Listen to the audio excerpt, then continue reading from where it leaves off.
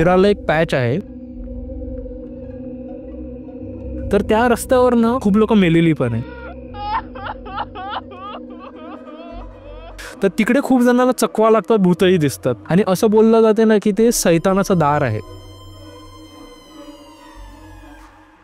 या कथा मनोरंजनासाठी आहे. काही लोकांचे अनुभव व काही पूर्णपणे काल्पनिक असू शकतात, त्यामुळे कृपया यांना मनोरंजन म्हणून घ्या. या कथा आपल्या संस्कृतीचा एक भाग आहे, अगदी लहानपणी आजी आजोबांनी सांगितलेल्या गुड गोष्टींसारख्या. आमचा हेतू कोणत्याही प्रकारची अंधश्रद्धा किंवा भीती निर्माण करणे नाही. विरारला एक पॅच आहे, आता तर तिकडे खूप कमी झालेल्या आहेत घटना. कारण सीन काय झाला, आता तिकडे त्या इकडे बिल्डिंग झाल्याने थिएटर पण झालं त्या स्पॉटवर.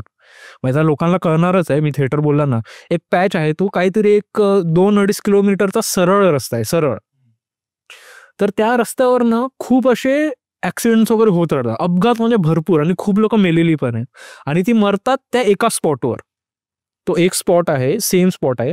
आणि असं बोललं जाते ना की ते सैतानाचं दार आहे तिकडे. म्हणजे लोक काही बोलले, सैतान तिकडे खूप केलं जातं. तर तिकडे खूप जणांना चकवा लागतात, भूतही दिसतात. पण शक्यतो काय होतं, म्हणजे 90% लोक तिकडे मरायची. तर आम्हाला सुद्धा, आता मी सुद्धा खूप असं नाटक वगैरे पाहिलं, NCPA म्हणजे चर्चगेटला वगैरे जातो. तर ते 7ला म्हणजे 9ला संपलं, जेवण वगैरे करून चर्चगेटवरून विरारला यायला रात्री 1 वगैरे वाजतात. तर माझी आई सांगते ना की तू काही करायचं, माग दुसऱ्या रस्त्याने येतं. तर तिकडून मागून एक दुसरा रस्ता आहे, JP नगर मार्गे एक रस्ता आहे, त्या रस्त्याने येतं. म्हणजे तो वळसावरून जवळजवळ 4-1 किलोमीटरचा रस्ता होतो. पण काहीही करायचं त्याच रस्त्याला यायचं, तर त्या रस्त्याला जात नाही. तर एकदा काय झालं माहितीये, मला कंटाळा आला होता. तर मी विचार केला, अरे जाऊ दे, आपण इकडूनच जाऊया. तर काही इश्यू नाही, कारण एवढे वर्ष मी करतोय, काय इश्यू होणार, काही होणार नाही. आणि मी विचारलं, काही झालं तरी गाडी आपण स्लोच चालवायची. तर मी त्या रस्त्याला गेलो, घुसलो ना रस्त्याला, तर आय डोंट नो, एक मिनिटात मला जाणवलं ना मी रॉंग साईडवरून जातोय. मी रॉंग साईडवरून जातोय. आणि मग मला समजलं की अरे ऍक्सिडेंट तर असेच होतात. कारण सीन काय माहितीये, तो वन वे आहे, जायला इकडून रस्ता, यायला इकडून रस्ता. आणि ऍक्सिडेंट कसे होतात माहितीये, इकडून तिकडून समोरून आला ना, या साईडून येतो, तो जाऊन त्याला ठोकतो. तर माझ्या लक्षात आलं ना की अरे मी तर त्या साईडूनच निघालेलो आहे बरं, पण मी उलट्या साईडून कसं झालो.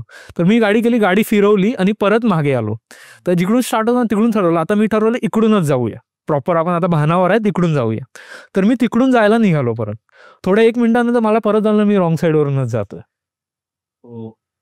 मग मी परत एकदा मागे आलो. मी त्याला काहीतरी भास असेल, मी रोजरी केली आणि मी ठरवलं काही असू दे, भूत वगैरे काय नसतं, मी इकडूनच जाणार. मग परत मी त्यात लास्ट टाइम, थर्ड टाइम मी हा अटेम्प्ट करणार, ह्याच्यानंतर मी पुढे जाणार नाही. तर मी परत त्या साईडवर, परत 1 मिनिटात मला समजलं की परत मी रॉंग साईडवरून जातोय. तर मे बी जवळजवळ 2-1 वाजले होते काहीतरी. आणि मग माझं नशीब असं चांगलं असेल की समोरून काही येत नव्हतं. तर मी ठरवलं जाऊ दे, मी परत मागे आलो आणि मी तुला आधी जो रस्ता सांगितला, ओलांडा वगैरे रोड, त्या रस्त्यावरून गेलो. आणि अशीच गोष्ट काय झाली होती, माझा भाऊ होता, भावाचा मित्र, तो हॉटेल इंडस्ट्रीमध्ये कामाला होता, आता तो कॅनडाला आहे. तर तो तिकडून, आणि तो खूप असा एकदम दिलदार माणूस, काही नाही, अरे भूत वगैरे काय नसतं, आणि तो रॅच रस्त्याने येत होता. पण तो जवळजवळ एक पकडणं, एक 16-17 वर्षी हॉटेलला लागला होता. आणि तो गाडी घेऊन त्याच हॉटेल इंडस्ट्री, म्हणजे तुला माहिती आहे की रात्री 2 वाजणारच. तर त्याला काहीच फरक पडत नव्हता. आणि त्याचा कॅनडाला जायचा 1 महिना होता. आणि तो त्या रस्त्यावरून आलेला, अचानक त्याची गाडी वजन झाली आणि तो फुल ऍक्सिलेटर देतोय, तरी गाडी त्या 20च्या स्पीडलाच जाते. त्यांनी आरशामध्ये बघितलं नाही, त्यांनी रोजरी चालू केली, प्रार्थना चालू केली. तो पॅच तो कसा तरी कव्हर करून पुढे आला आणि मग गाडी हलकी झाली. मग तो घरी जाऊन वगैरे ताप वगैरे आला होता. आणि तिकडे असंख्य, तो आज पण गुगल वगैरे केलं ना, आजही सकाळी दुपारच्या वेळेस सुद्धा तिकडे त्याच स्पॉटवर ऍक्सिडेंट होतात. एका तर काय झालं, एका मुलाने काय बघितलं होतं, तो सकाळी जवळजवळ एक, त्याची आई आहे ही नर्स आहे, हिंदू हॉस्पिटलला नर्स आहे ती आमच्या इकडचीच. तर तो त्या आईला सोडायला फर्स्ट शिफ्ट होती काहीतरी, तर ती पकड ना 6-1 वाजताची शिफ्ट येईल, तर 3:30-4 पहिली ट्रेन पकडून जावं लागेल. तो त्या वेळेला गेला होता. तर त्याच्या समोरून एक गाडीवाला जात होता. काय झालं माहित नाही, त्याच स्पॉटवर अचानक, म्हणजे 20च्या स्पीड असेल, स्लिप झाला आणि तो खेचून तिकडे तो रोडच्या कडेला गेला. आम्हाला सगळे लोक थांबले, काय झालं, काय झालं काहीच कळलं नाही. मग तिकडे असं कोणी भूत वगैरे बघितलेलं नाही, पण ते बोलतं ना, एक काहीतरी सैतानाचं एक हे असते, तर तिकडे ते आहे, हद्द आहे, काहीतरी ते आहे. म्हणजे बोलतात ना, लुसिफर नावाचा सैतान आहे, तो म्हणजे सैतानाचा राजा आहे. त्याच्याकडे म्हणजे बोलतात की नरकाच्या चाव्या आहेत असं बोललं जातं. लुसिफर म्हणजे एक सैतान आहे, म्हणजे कसं देवदूत वगैरे असतात ना, जसं म्हणजे ख्रिश्चन धर्मामध्ये देवताचा एक लुसिफर एक सैतान आहे, त्याच्याकडे ते पॉवर असतं. म्हणजे एक सिरीज पण आली होती. तर तो सैतानाचा थोडक्यात म्हणजे सोप्या वेळेस सांगतो, तो राजा आहे. तर असं बोलतात आमच्याकडे, ख्रिश्चन क्राऊड खूप आहे, तर असं बोलतात की लुसिफरचा मार्ग आहे तिकडून. मग तिकडून लुसिफरच्या सैतानाचा तळा, म्हणून त्या स्पॉटवर खूप काही घटना घडतात. आणि मी गॅरंटेड सांगतो, लोक कमेंटमध्ये सुद्धा खूप हे सांगतील की आमच्यासोबत सुद्धा घडलंय, कारण त्या स्पॉटवर होतच ते. पण आता कमी झालेलं आहे, कारण त्या स्पॉटच्या एक्झॅक्ट अपोजिटला एक थिएटर उभारलेलं आहे.